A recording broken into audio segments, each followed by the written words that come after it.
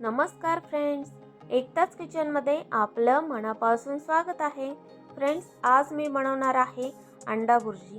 अंडा भुर्जी बनवताना आपल्याला अगदी साधी सिंपल रेसिपी यूज करायची आहे आणि अगदी कमी वेळात बनणारी अशी अंडा भुर्जी आहे। आणि आपल्या घरी जर भाजी नसेल तर कमीत कमी वेळेत आपण ही अंडा भुर्जी बनवू शकतो। तर प्लीज फ्रेंड्स, माझी ही रेसिपी तुम्हाला आवडली तर प्लीज लाईक, शेअर, सबस्क्राईब करायला विसरू नका। चला तर मग व्हिडिओला आपण स्टार्ट करूयात। एका कढईमध्ये 2 चमचा तेल ॲड केलेला आहे।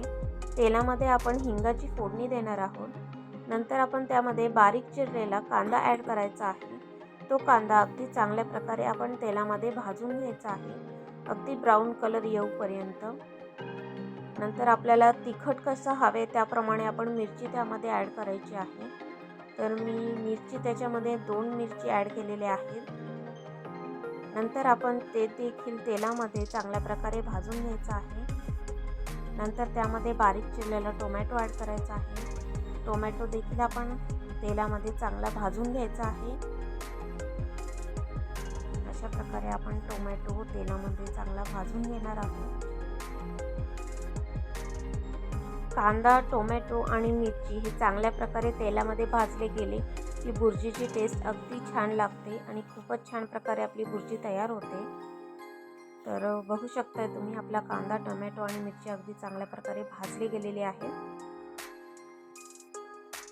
तर यानंतर आपण त्यामध्ये मसाले ॲड करणार आहोत। तर त्यासाठी मी थोडीशी तिखट ॲड केलेली आहे, 1 चमचा। नंतर त्यामध्ये हळद ॲड केलेली आहे, अर्धा चमचा हळद घेतलेली आहे। नंतर आपण त्यामध्ये चवीपुरते मीठ ॲड करायचं आहे। तर हे सर्व आपण मिश्रण मिक्स करून घ्यायचं आहे। अशा प्रकारे मिक्स करून झाले की नंतर आपण त्यामध्ये एक एक करून अंडी ॲड करणार आहोत। अंडी फोडून ॲड करायची आहे। त्याआधी आपल्याला चांगला मसाला कांदा, टोमॅटो आणि मिरचीला लावून घ्यायचा आहे। नंतर आपण बघा, त्यामध्ये एक अंड फोडून ॲड केलेला आहे। नंतर मी एका बाउलमध्ये 3 अंडी फोडून घेतलेली आहे। अशा प्रकारे आपण 4 अंड्यांची भुर्जी तयार करणार आहोत। तर हे आपण असंच न ठेवता पटकन हलवून घेणार आहोत, मिक्स करून घेणार आहोत, जेणेकरून त्याचं ऑमलेट न होता आपल्याला भुर्जी मस्तपैकी तयार होईल आपली अंड्यांची। तर अशा प्रकारे चांगला आपण मिक्स करून घ्यायचं आहे। त्याला चांगल्या प्रकारे हलवून घेतलं की ते अगदी सुटसुटीत अशा प्रकारे भुर्जी आपली तयार होईल अंड्याची।